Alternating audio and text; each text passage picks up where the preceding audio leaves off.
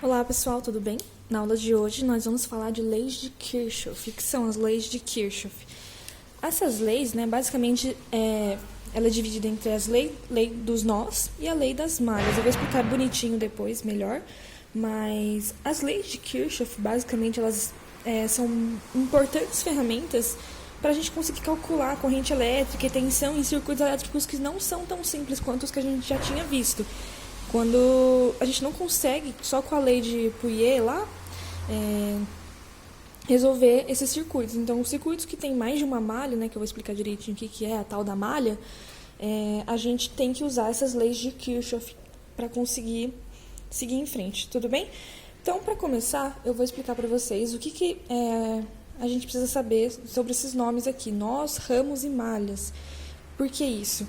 Os nós é um encontro, é um ponto de encontro, é uma união de 3 fios. Então, por exemplo, de nó aqui a gente tem o ponto B e o ponto E, certo? Sempre esse encontro aqui de fios, ponto onde se divide ou se une. Então, aqui eu vou me dividir, mas se eu estiver pensando em chegar em algum lugar, eu vou estar me unindo também. Então, são esses pontos onde se encontra aí 3 fios, tá? A união de 3 fios. Os ramos, os trechos entre os nós, tá? Cada ramo, então, vai possuir uma corrente própria. Então, por exemplo, B e E, aqui é um ramo. B, C, D, E é outro ramo. E, F, A, B é outro ramo, certo? Então, a gente tem os nós e esses caminhos que unem os nós são os ramos. Então, aqui a gente tem B, E, a gente tem EFAB, EFAB, certo? E também tem BCDE, BCDE. Ok. Agora, a malha é a união de dois ramos, formando um circuito fechado, tá? Então, a malha, por exemplo, aqui a gente tem uma malha, né? ABEFA, então, ABEFA é uma malha, certo? Aqui, isso aqui inteiro é uma outra malha, ou seja, ABCDEFA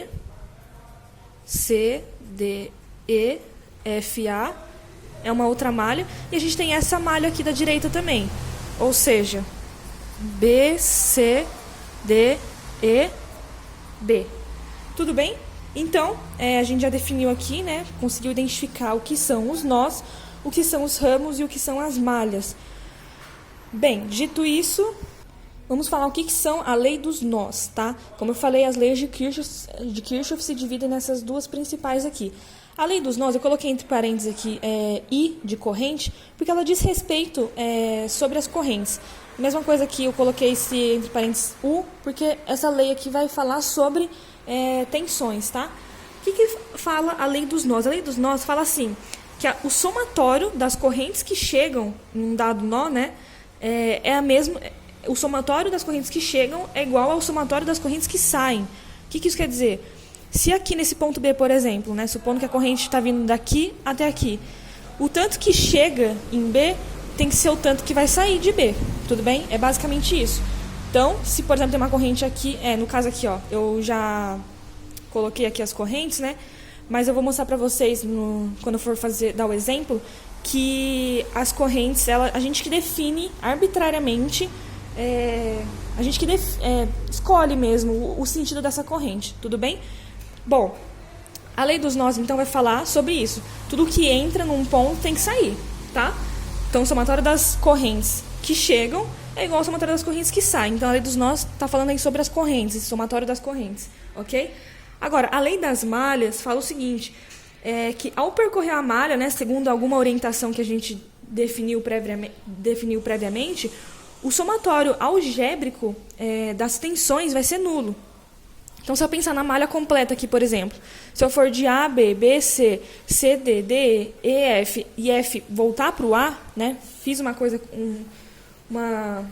eu voltei para o mesmo lugar, percorri a malha e voltei para o mesmo lugar, o somatório das tensões, ou seja, E outra coisa, a gente tem que lembrar, né, que cada elemento aqui, a gente tem, por exemplo, a gente tem resistores, a gente tem geradores e receptores nesse circuito aqui.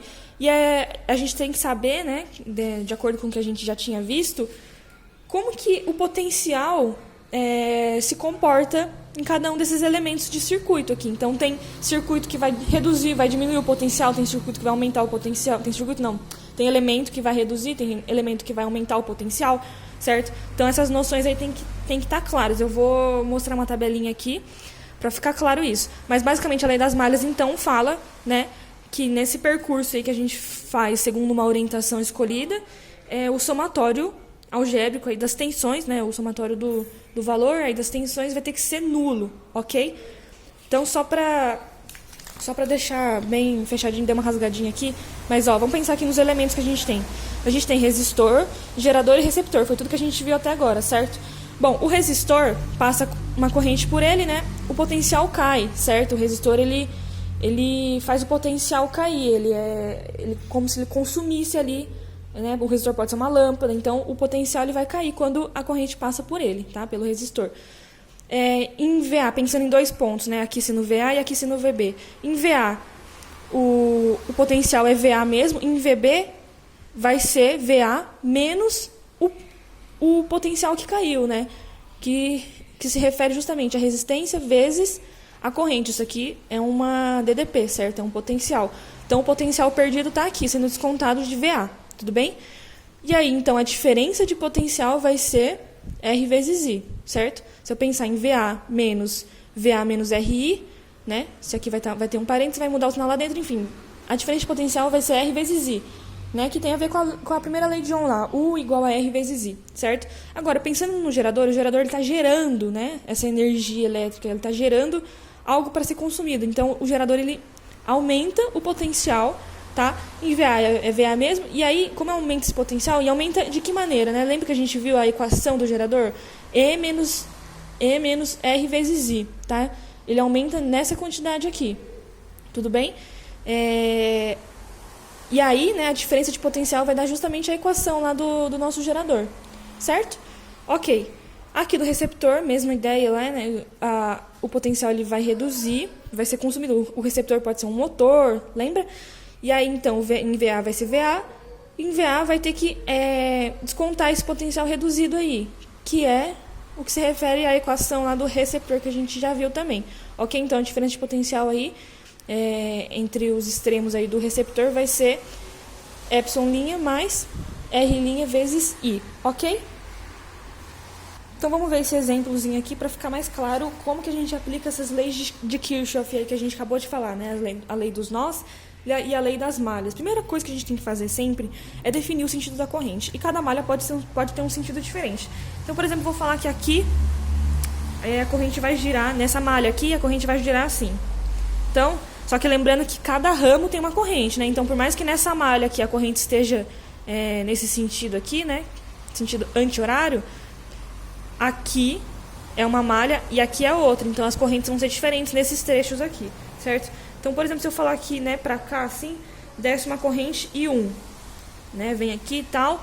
Aí aqui, nesse ramo aqui, eu vou falar que é I3 subindo, tudo bem? Aí, por exemplo, aqui nesse outro ramo, a corrente pode estar assim, no sentido horário, ou seja, ela está descendo aqui, I2. E aí, o que vai dizer a lei de Kirchhoff pra gente? Se a gente pensar, por exemplo, num dado ponto, por exemplo, aqui, né? O que isso quer dizer? A corrente I1, não, pode ser qualquer ponto de análise, tá, gente? Mas a questão é, I3, ele chega aqui, né? I3 sobe aqui, o que acontece? Vem I1 para cá e I2 para lá. O que eu consigo tirar disso?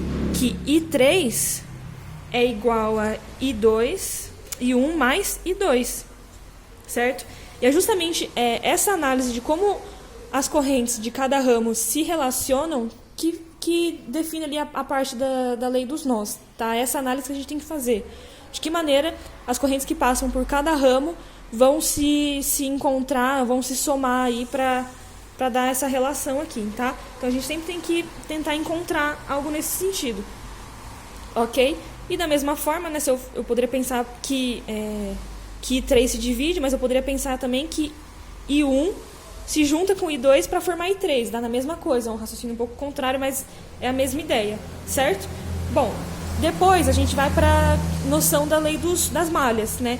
Que é a soma do potencial, então, do potencial que a gente vai ter aí em cada uma das malhas, né, ou na malha como um todo, vai ter que ser 0.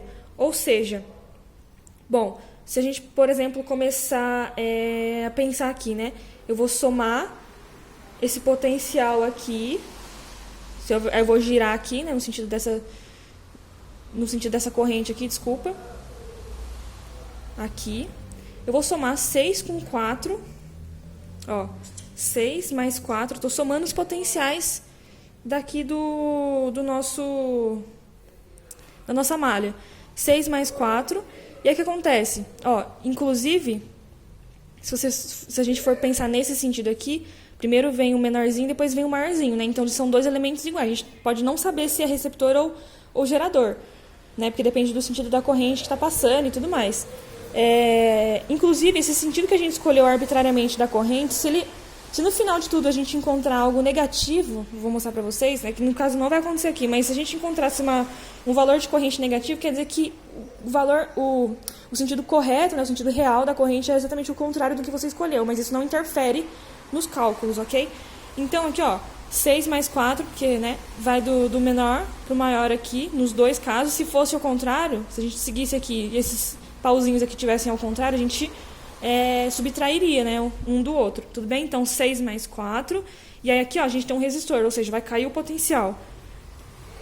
Só que só o resistor não significa o potencial, então é 5 vezes a corrente, né? A corrente. Isso representa o potencial perdido aqui. Qual corrente que passa aqui? I1, certo? Lembrando que I3 é só nesse ramo aqui, tá? Cada ramo vai ter uma corrente. E aí, ó, percorri esse ramo inteiro. Eu sei que o potencial aqui meu tem que dar 0. Tudo bem? Beleza. Aí o que acontece? Agora a gente olha para outra malha, né? Partindo daqui, por exemplo, ó, 8 menos 4 vezes I mais 4, tá bom? 8 menos 4 vezes, qual I? I2, né? 4 vezes I2 mais o 4 aqui. Tudo isso tem que ser igual a 0, certo? Bom, então agora a gente praticamente já terminou. Por quê? Aqui a gente consegue achar I1, né? Ó, soma ali 10 menos 5 vezes I1 igual a 0. Ou seja, 5 e 1 igual a 10, né? Já pensei aí na multiplicação por menos 1. Vou até colocar aqui. Então, I1 vai ser 2 amperes, certo? Agora, I2 é 8 mais 4, 12, passa para lá, então vai ficar 4 e 2, 12. Já pensei aí também no lance de mudar o sinal, ok? Então, I2 vai ser 3 amperes. Mas a gente já tinha analisado a relação das correntes na lei dos nós. Ou seja, se I1 é 2 e I2 é 3, então I3 vai ser 5 amperes, certo? Então I3 ali, ó, é 2 mais 3, ou seja, 5 amperes. Tudo bem, pessoal? Então, nessa lei de Kirchhoff, as noções que vocês têm que ter quais são os nós e ramos, né? Lembrando que ramos aí é o que vai ligar os possíveis caminhos que ligam esses nós. Então, não confundir que isso aqui vai ser o mesmo ramo que isso daqui, por exemplo, né? Que todo o resto aqui. E cada ramo passa uma corrente diferente, então você tem que dar nome para essas correntes. E o sentido da corrente que vai percorrer cada malha, você escolhe também. Se essa corrente aqui que a gente calculou tivesse dado menos 5 amperes, quer dizer que é justamente o contrário do que você escolheu, que é o correto, tá? Mas isso não vai, como eu falei, não vai interferir no valor final da nossa continha. Tudo bem? Por hoje é só. Muito obrigada.